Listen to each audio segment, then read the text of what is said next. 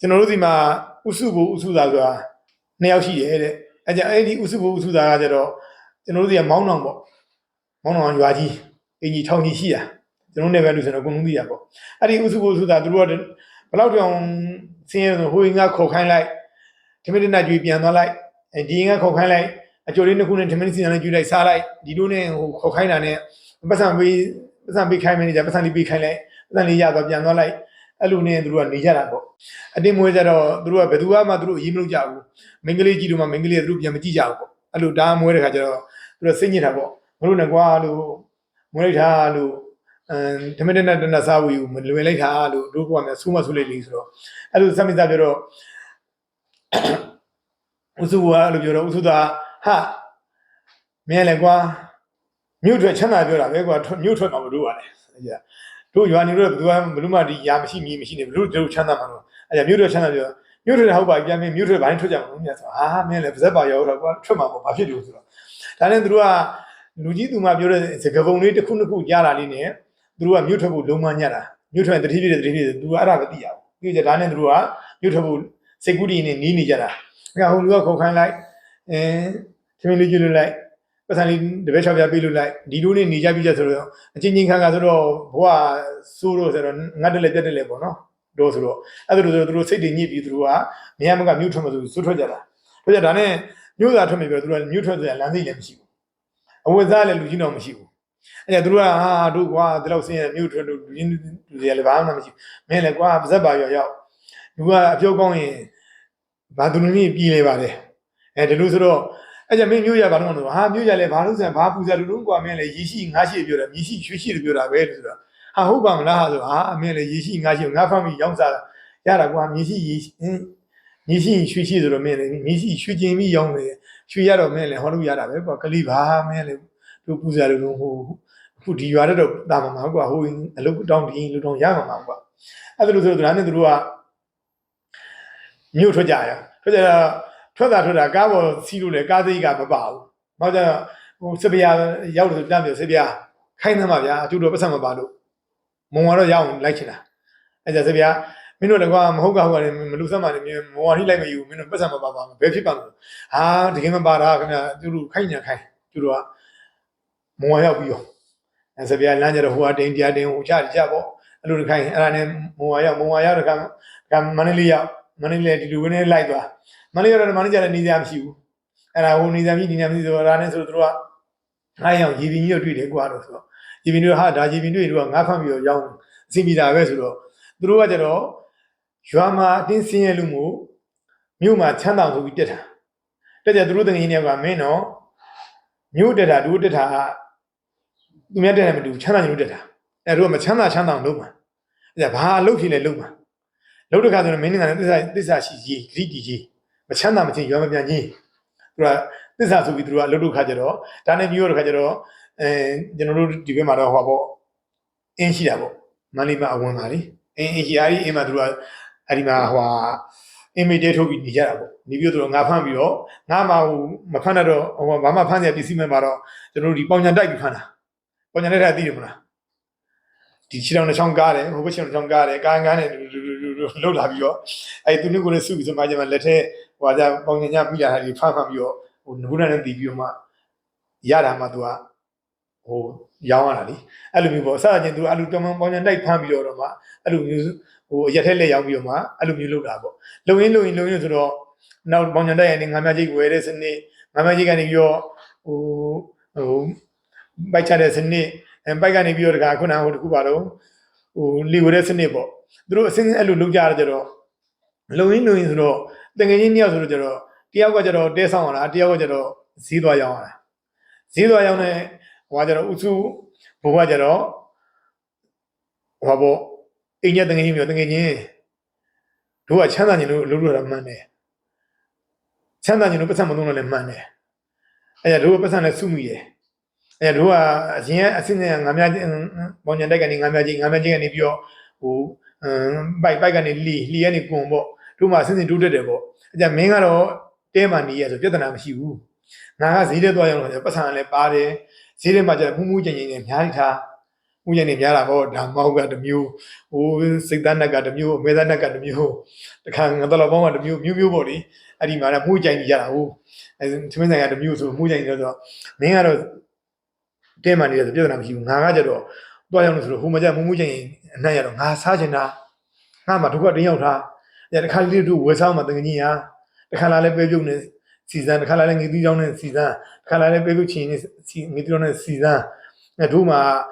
ဟိုမင်းတို့မဆန်းဘူးငါမှလည်းဆန်းတာကွာလို့ငါမှတော့ဟိုကြတသွေးမြူချပြီးစိတ်တည်ညစ်နေတာတို့အနည်းခိတ်တာပေါ့ပတ်စံနေတဲ့ပါသားနဲ့မစားဘူးလေညငါတငကြီးကစားအောင်မှာကွာဆိုတော့အဲကြဒါနဲ့ဥစုသာတငယ်ချင်းမင်းနဲ့ငါနဲ့ထွက်လာတော့ငါကြတော့ရွာမှာဘယ်သူမှမကြည့်ချင်လို့ဘယ်သူမှမခေါ်ချင်လို့ဘယ်ကောင်မလေးမှကိုကြည့်တာမခံချင်လို့မှစိတ်နာလို့တို့ထွက်လာတာတို့ကထွက်လာတဲ့ရည်ချိုးကိုချမ်းသာဖို့ထွက်လာတာတို့ကပျော်ဖို့စားဖို့တော့ထွက်လာမှာပေါ့အဲကြမင်းငါစကားနားထောင်ပြီးသမှာကွာစုဖို့ရငါတဲညီရလို့မဟုတ်ပါဘူးမစားပါနဲ့တို့စားသာရှိရင်ရှာဆိုတော့အကျင့်ပါရင်ပြစ်ထားငါတငယ်ချင်းရရှာဆိုတော့စားသာရှိရင်အကျင့်ပြစ်ထားပြအကျင့်ပြရင်အကောင်းစားချင်တာဗျအဲကြောင့်မင်းမစားပါနဲ့ကွာငါလည်းမစားပါဘူးမင်းလည်းမစားပါနဲ့ကွာငါတငယ်ဖြောင်းတာနေခဲ့ပါကွာဆိုတော့ဒီလိုနဲ့တငယ်ချင်းကပြောလိုက်ဒီလိုနဲ့ဖြောင်းသွားလိုက်တခါတည်းသူကလီကတစည်းကနေနောက်တစည်းထပ်ဝဲအဲ့တစည်းကိုတခါတည်းဂုံကြီးနဲ့ဒီဟိုဟာအဲ့ခဲ့တာကျွေးစီလေဒီထိတ်ကထဲဆိုတော့လေကိုဟပ်ပတ်နဲ့ညွတ်နေအောင်ပေါ့လေကိုဒီလိုနှစ်ဖက်ကိုဂုံကြီးနဲ့ပတ်စံတွေကကြည့်လုံနေအောင်ပြင်အဲ့ဒါမှမဟုတ်ငယ်ချင်းကလည်းဟိုကိုစုကူကလည်းစုသားကိုပြောတော့မယ်ငယ်ချင်းကမင်းစားငါမင်းနဲ့ကတော့ငါစိတ်ညစ်လာပြီကွာပတ်စံတော့ချမ်းသာနေတာနဲ့ကွာငါမစားတော့ငါစိတ်ညစ်တာခါလေးဝယ်စားမှာဘယ်တော့ညှိမရဘူးဥစုကူကလည်းဥစုသားလည်းအဲ့စုကူကလည်းညှိရဲတော့ဥစုသားလည်းလုံးဝညှိလို့မရဘူးဒီတိုင်းပဲစားတာအဲ့လိုစားရင်စားကြတော့နှစ်တည်းလင်းလောက်ကြတော့ဘာဖြစ်လာတော့ပတ်စံတွေအတိုင်းစားမရှိအလွတ်ညွန်ချမ်းသာလာကြတာချမ်းသာလာဥစုကူကကိုင်းတိုးတူရတဲ့ပတ်စံတွေလည်းခွဲလို့ရှိရင်ချမ်းသာတဲ့ဘဝကိုရောက်ပြီဒုနှစ်ယောက်ခွဲကြစို့ငါလည်းမြန်မြန်ခွဲကြတော့ဘာဖြစ်လို့ဆိုတော့မင်းနဲ့မခွဲရင်ငါမစားရဘူးခုဆိုရင်ငါမှဟိုဒီပတ်စံတွေမြင်တာစားချင်တော့မစားခဲ့ရမင်းကမစားတော့ဘူးဆိုတော့ငါမစားရဘူးအဲ့ဒါငါဒီပတ်စံတွေခွဲရင်ငါစိတ်ကင်းကြောက်စားအောင်ပါစိတ်ကင်းကြောက်ချမှာသူကဥစုကညှိုးထားတာပေါ့ခုကတော့မခွဲသူမစားသေးရပေါ့အဲ့ကြမင်းကတော့ဟိုမင်းတဘောပေါ့ဒါနဲ့ဥစုသားကကျတော့အေးရတယ်ခွဲပြီးလို့စားတာမင်းအပြည့်မရှိဘူးမခွဲခွင့်မင်းနဲ့ငါနဲ့တစ္ဆာမဖောက်ကြီးနဲ့ချမ်းသာရေးတယ်စဉ်းစားတာကျန်တာဆိုရင်ဘာမှမလုပ်ဘူးဒါနဲ့သူတို့ယောက်ကအလုပ်လုပ်လို့ဆိုတော့အဲ့ဒီခုနလေဒီပေါ်မှာကိုမြင့်တဲ့နေရာစားဟိုပတ်စံတွေချိတ်လာတဲ့ခါကျတော့လေးလာတော့သူတို့ကအညီများနှစ်ယောက်ရေထဲမှာဒဲမဲ့ချိန်နေပြီးတော့ခွဲကြတာပေါ့ခွဲတော့မဲ့နှစ်ယောက်လုံးတတိဖြစ်သွားပြီပေါ့နော်အဲတတိဖြစ်တဲ့ခါကျတော့ဥစုသားကတော့ကိုင်းငါတော့ငါတော့မြို့တက်တာချမ်းသာညို့တက်တာချမ်းသာရင်တော့ပြန်ဆိုတော့စီစဉ်စားပြီးငါတော့ပြန်ဆိုတော့ဥစုသားတော့ပြန်လာပြီးတော့အရာတွေမြေတွေဝယ်အိမ်နေဝင်နေတဲ့ခါတည်းတကယ်တော့တတိကြီးကြီးလုပ်နေတာပေါ့အဲ့ဒါနဲ့သူကတော့ဒါဆိုတော့တတိကြီးကြီးလို့တော့ဟိုဥစုဘောကတော့ငါနဲ့သူနဲ့အတူနေတော့ငါခက်တဲ့မြသူမစားတဲ့ဆိုလို့ငါမစားခဲ့ရလို့ငါခက်တဲ့မြအခုမှအတူချစားမယ်ဆိုပြီးတော့စားတော့ပြီးတော့နေပြီးတော့သူကဒီရကိုင်းုံထောင်းတာတောင်မြို့မှာကျွန်တော်မန္တလေးရဲ့တောင်မြို့ဆိုရှိနေအဲ့တော့မြို့ရကိုင်းုံထောင်းတာအဲ့ရကိုင်းုံထောင်းပြီးသူလှုပ်လို့ကျတော့ရကိုင်းုံနုံကလည်းမကျွမ်းတာရောသူတစ်တော်လုံးစားကျင်ခဲ့တဲ့ဟာမစားတာစားလိုက်တာရောဆိုတော့အသုံးဆွဲမတတ်တော့အလုပ်ကံမကျွမ်းကျင်တော့ကျတော့သူကနောက်မကြောက်ဘူးစီဝါပြန်ပြစ်သွားတာပေါ့ပြစ်သွားတော့နောက်ဆုံးကျတော့သူကဟိုလမ်းမပြောက်သွားတာပေါ့အဲ့ဒီဥစုကအဲ့ဒါနဲ့ဥစုသားကကျတော့တော့မှလုံရင်းနဲ့သူငကိုကျွမ်းမစားလုံငါဆိုတော့ငကိုလည်းစီစဉ်ကလည်းကောင်းတဲ့ခါကျတော့သူကအတင်းချမ်းသာသွားပြီးတော့အဲ့ဒီဥစုကရွာပြန်ရောက်လာတာစုသားရငါတော့ကွာဒီလိုပဲအချိန်ကြီးကတော့မကောင်းတော့ဒီကနေ့လည်းအလုံးမရှိတော့ငါလည်းမလုပ်တတ်ထားလားလုံးမရှိတာမသိဘူးငါတော့ဒီအချိန်ရောက်လာပြီလူကြီးကျန်တာပဲဒါမင်းကွာငါ့ကိုတော့အရင်လေးပြန်ထုတ်ပြပါဦးငါလို့ငါစိတ်မကုန်ပြန်ပြီးရကိုင်းထောင်းမယ်ဆိုတော့အဲ့မျိုးဥစုသားမင်းနဲ့ငါနဲ့လှုပ်တော့ကလည်းမင်းတို့ကငါတို့အညီမြမင်းမစားငါမစားအညီမြမင်းလုံးငါလုံးအညီမြအဲ့ကြမင်းချမ်းသာငါချမ်းသာအညီမြအဲ့ကြမင်းလည်းမင်းတိုက်နေမကမင်းမွေးမင်းပိုင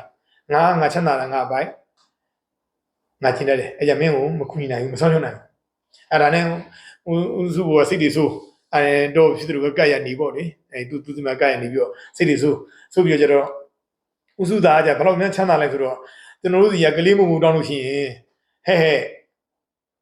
ကောင်းလေးငါမြန်စုသားမရမှတ်နေလားအဲစုသားမရမှတ်နေလားဆိုတာစုသားကတတိမလို့မုံတောင်းတိုင်းကိုကြည့်နေတာပေါ